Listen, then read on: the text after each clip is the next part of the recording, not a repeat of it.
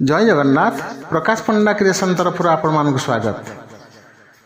आज शहीद बाजीराउतों उपर आलोचना करिबा। ढेंकानाल एक ग्राम रे बाजीराउतों जन्म होइतिला। सेतेबेले इंग्रेज मानक राजत्व काल रे सेठारे अन्हारी शासन चलथिबा बेले लोके विद्रोही होई पड़थिले ओ प्रजामंडल बोली गोटे मंडल गढ़ी। बाजीराउत सेही प्रजामंडल भारी अनुरक्त थिले। बाजीराउत पिला हेले कौन हेबो, अति छोट बेलू अत्यंत कर्तव्यपरायण थिले।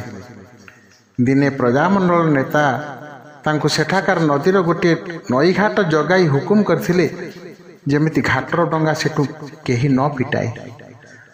राति बेले इंग्रेज फौज रक्तमा होई सेठारे आसी हाजर हेले ओ नदी पारी हेबा उद्देश्य रे डंगा भिटाई देवाकू बाजी को कहले। मात्र बाजी राजी हेले नाही।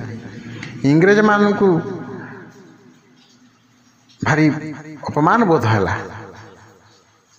इंग्रेज मान कथा को न शुणिबारु से माने बाजीराउतों को गुली करदेले।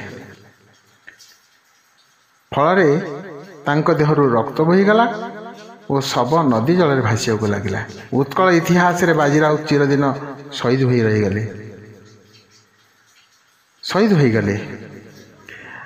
आम्भे समस्ते बाजीराउतों आदर्श रे देशभक्त हवा उचित।